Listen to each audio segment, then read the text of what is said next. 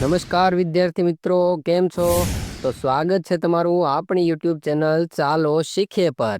તો વિદ્યાર્થી મિત્રો, આપણે આ વિડીયોમાં ધોરણ 8 ગુજરાતી એનો પાઠ નંબર જે 7મો છે, કવિતા ભાઈ માણસ છે, એનું સંપૂર્ણ સ્વાધ્યાય સોલ્યુશન જોવાના છીએ. આ અગાઉના એક વિડીયોમાં આપણે આ ભાઈ માણસ છે એની સંપૂર્ણ કાવ્યની સરસ મજાના ચિત્રો સાથે સમજૂતી મેળવી છે. જો તમે એ વિડીયો ના જોયો હોય તો જોઈ લેજો. તો ચાલો શીખીએ. સૌ પ્રથમ વિદ્યાર્થી મિત્રો, આપણે વાતચીતના પ્રશ્નોથી શરૂ કરીએ. તમે જાણો છો કે વાતચીતના પ્રશ્નો જે છે એમાં આપણે આપણી રીતે જવાબ લખવાના હોય છે. તો એમાં મેં તમને ઉદાહરણ સ્વરૂપે આપેલા છે, એટલે તમે આ પણ લખી શકો અને તમારી રીતે જો બનાવીને લખવા હોય તોય લખી શકો. એમાં પહેલો પ્રશ્ન છે કે તમે ક્યારે ક્યારે રડી પડો છો.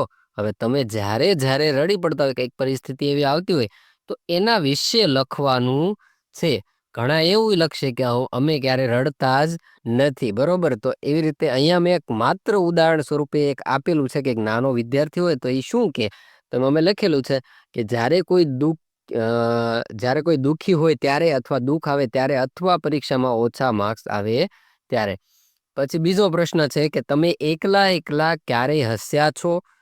તો આપણે ઘણીવાર એકલા એકલા હસતા હોઈએ, બરોબર. બહુ ઝાઝુ હસો તો કોક ગાંડું સમજે.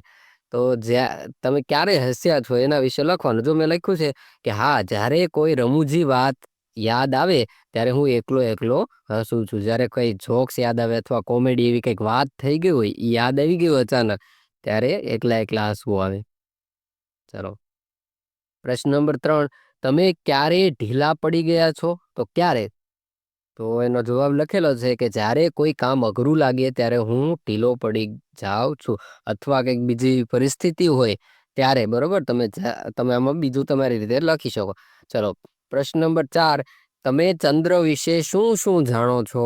ચંદ્ર એટલે ચાંદો, બરોબર. એના વિશે તમે શું શું જાણો છો. આપણે વિજ્ઞાનમાં આવતું હોય તો તમે જે જાણતા હોય, અથવા કોઈ દાદા પાસે દાદી પાસે એવી કંઈક વાર્તાઓ સાંભળી હોય, એના વિશે કંઈક જાણવા મળ્યું હોય તો એ પણ લખી શકો. જો મેં અહીંયા લખ્યું છે કે ચંદ્ર પૃથ્વીનો ઉપગ્રહ છે, તે રાત્રે આકાશમાં દેખાય છે, તેને પોતાનો પ્રકાશ નથી, તે સૂર્યના પ્રકાશથી ચમકે છે, બરોબર. આ બધું વિજ્ઞાનમાં આવે આપણે.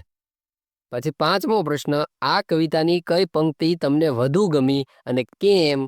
તો એનો જવાબ આવે, જો જવાબ તમને જે પંક્તિ ગમી હોય એ પંક્તિ લખવાની છે, અને શા માટે ગમી તો એ લખવાની છે. જો અહીંયા મેં લખેલી છે કે પૂજાવા જટ થયા પાળ્યા ભાઈ માણસ છે. આ પંક્તિ મને ગમી કારણ કે માણસની ક્ષણભંગુરતા દર્શાવે છે, બરોબર. પ્રશ્ન નંબર 2, ઉદાહરણ મુજબ શબ્દો બનાવો, તેને વાક્યમાં પ્રયોગ કરો. તો અહીંયા જો ઉદાહરણ એક આપેલું છે કે બિલાડી ઘી ચપ ચપ ચાટી જાય છે. તો એ પ્રમાણે આપણે વાક્યો બનાવવાના છે. જો અહીંયા અંડરલાઈન કરેલી છે ચપ ચપ શબ્દ ઉપર, બરોબર.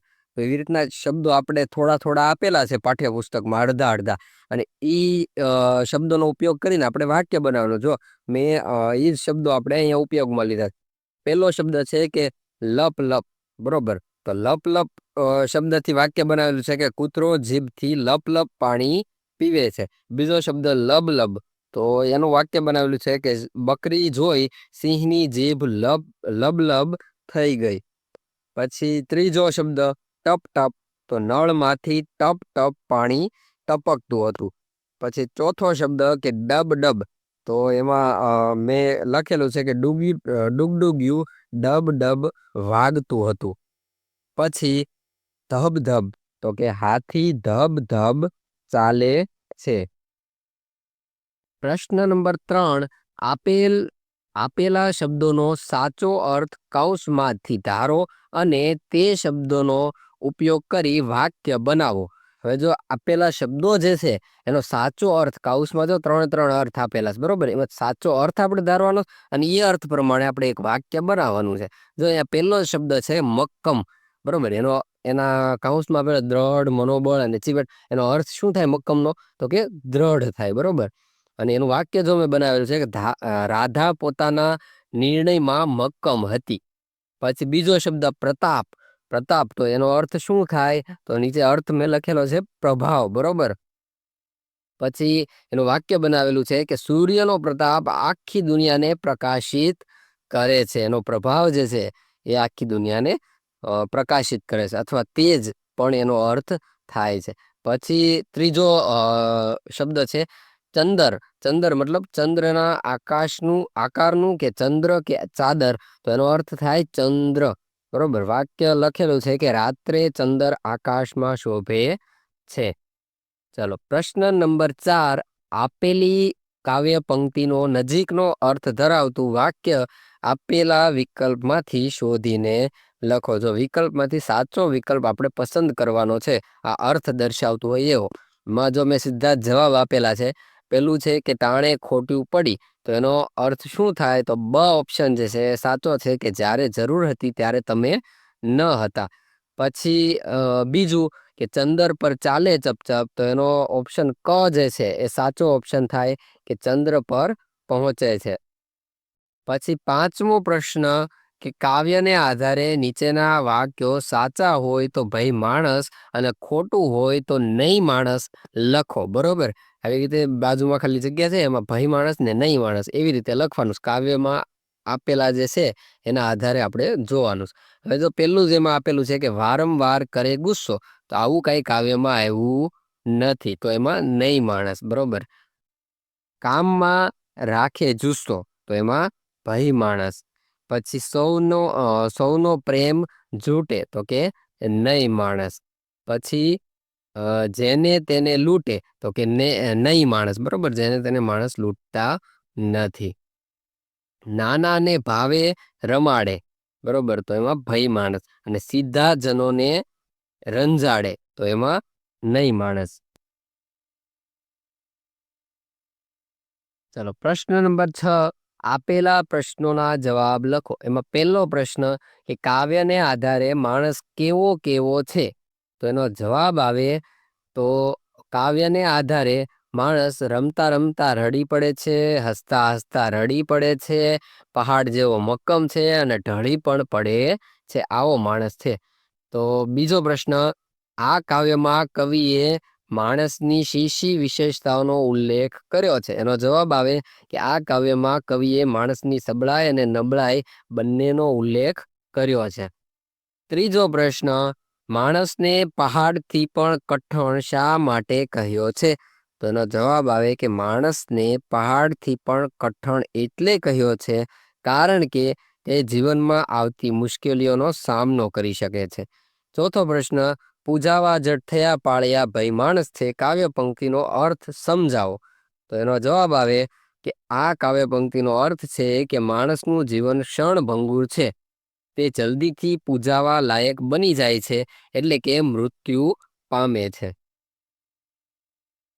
પ્રશ્ન નંબર 7. આપેલી કાવ્ય પંક્તિનો ભાવ લખો. આમાં જો કાવ્ય પંક્તિ આપેલી છે એનો ભાવ લખવાનો, અર્થ લખવાનો છે. અહીંયા મેં માત્ર 2 લાઈનમાં અર્થ આપેલો છે, તમે વધારે લાઈનમાં પણ લખી શકો છો. જો અહીંયા પહેલી જ કાવ્ય પંક્તિ આપેલી છે કે સૂર્યવંશીનો પ્રતાપ એનો માણસ છે, ભર બપોરે ઢળી પડે ભાઈ માણસ છે. તો એનો અર્થ મેં લખેલો છે કે માણસ જે છે એ સૂર્યવંશી જેવો ગર્વનું હોય છે, પરંતુ તે ગમે ત્યારે પડી ભાંગી શકે છે. પ્રશ્ન નંબર 8. ઉદાહરણ મુજબ કાવ્ય પંક્તિ બનાવો. તો એમાં ઉદાહરણ આપેલું જો કે રમતા રમતા લડી પડે ભાઈ માણસ છે, હસતા હસતા રડી પડે ભાઈ માણસ છે. હવે આપણે ઉદાહરણ મુજબ આગળ કાવ્ય પંક્તિ બનાવવાની છે. જો મેં 3 પંક્તિ બનાવેલી છે કે દોડતા દોડતા દડી પડે ભાઈ માણસ છે, પડતા પડતા આખડી પડે ભાઈ માણસ છે, અને ચાલતા ચાલતા દોડી પડે ભાઈ માણસ છે. આવી રીતે તમે આગળ પણ કાવ્ય પંક્તિ બનાવી શકો. પ્રશ્ન નંબર 9. ઉદાહરણ મુજબ વાક્યને સમજાવો. તો ઉદાહરણ આપેલું છે કે વરસાદ પછી ધરતી પર લીલું ઘાસ ઉગ્યું હતું. વર્ષા પછી ધરતી પર લીલું ઘાસ ઉગ્યું હતું. જો આવું ઉદાહરણ આપેલું છે તો એમાં જો એનો અર્થ બંને અલગ અલગ થાય. બરાબર. વરસાદ પછી કયો કે વર્ષા પછી કયો. પછી એનો જે છે એ વાક્ય બનાવ્યું છે કે વર્ષા પછી તો ધરતી જાણે લીલી ઓઢણી ઓઢી. વર્ષા પછી તો ધરતીએ જાણે લીલી ઓઢણી ઓઢી છે. આવું એનું ઉદાહરણ આપેલું છે. હવે આપણે એવી જ રીતે આગળ ઉદાહરણ મુજબ વાક્યો બનાવવાના. જો મેં આપેલું પેલું જ છે કે દિયાએ સરસ વક્તવ્ય આપ્યું. દિયા નામની છોકરી જે છે એને સરસ મજાનું વક્તવ્ય એટલે કે બોલી છે. તો એને આપણે એક સરસ મજાના લહેકા સાથે કેવું હોય એક અલંકાર દ્વારા, બરોબર? તો એ કઈ રીતે કહી શકાય? તો એનો જવાબ લખેલો છે કે દિયાએ તો જાણે મોતી વેરી દીધા, બરોબર? બંનેનો અર્થ તો એક જ થાય. બીજું આપેલું છે વીર ભામાશાહ મહાન દાનવીર હતા. આવું એક વાક્ય છે. તો એને બીજી રીતે આપણે કેવું હોય તો કઈ રીતે કહી શકીએ? તો નીચે આપેલું જો કે વીર ભામાશાહ એટલે દાનવીરતાની મૂર્તિ. ત્રીજું, લતા મંગેશકર સારા ગાયિકા હતા. તો એને આપણે બીજી રીતે કેવું હોય તો કઈ રીતે કહી શકાય? તો લખેલું છે કે લતા મંગેશકર એટલે સૂરની રાણી, બરોબર? બંનેનો અર્થ તો એક જ થાય. પછી સૂર્ય ઉગ્યો એટલે સૃષ્ટિ જાગી ઉઠી. તો એનો બીજી રીતે કહી શકાય કે સૂર્ય ઉગ્યો અને દુનિયા હસવા લાગી. પાંચમું, નદીમાં પાણી વહેતું હતું. તો એનો બીજી રીતે કેવું હોય તો એવી રીતે કહી શકાય કે નદી જાણે જીવનનું ગીત ગાતી હતી, બરોબર?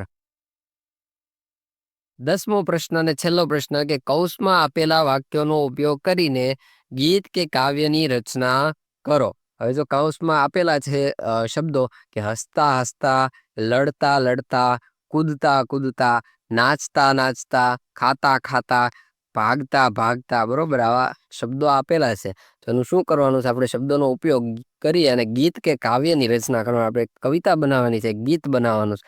જે અમે ઉદાહરણ સ્વરૂપ આપેલું છે, તમે તમારી રીતે પણ બનાવી શકો. જો અહીંયા લખ્યું છે કે હસતા હસતા જીવન જીવો, લડતા લડતા મુશ્કેલીઓથી લડો, કૂદતા કૂદતા ખુશીથી કૂદતા કૂદતા ખુશીઓ મનાવો, નાચતા નાચતા દુનિયાને ભૂલી જાઓ, ખાતા ખાતા પ્રેમથી ભરો પેટ, ભાગતા ભાગતા લક્ષ્ય સુધી પહોંચો. આવી રીતે તમે પણ અલગ રીતે કાવ્ય બનાવી શકો છો. તો વિદ્યાર્થી મિત્રો, આપણો વિડીયો અહીંયા પૂર્ણ થાય છે. તો વિડીયો ગમ્યો હોય તો લાઈક, શેર, સબસ્ક્રાઈબ કરો. અને હા, ધોરણ 8ની આપણે નવી પાઠ્યપુસ્તક છે એના બધા જ વિડીયો, એની સમજૂતી અને નીચે એનું સ્વાધ્યાય સોલ્યુશન એવી રીતે આપણે મૂકી રહ્યા છીએ. તો જો તમે ન જોયું હોય તો એકવાર આપણી ચેનલમાં જઈ અને પ્લે લિસ્ટમાં જઈ અને જોઈ શકો છો. જેમાં ધોરણ 6, 7 અને 8 આ ત્રણેય ધોરણનું તમને જે છે મટીરિયલ મળી રહેશે, વિડીયો મળી રહેશે. તો ધન્યવાદ, આભાર.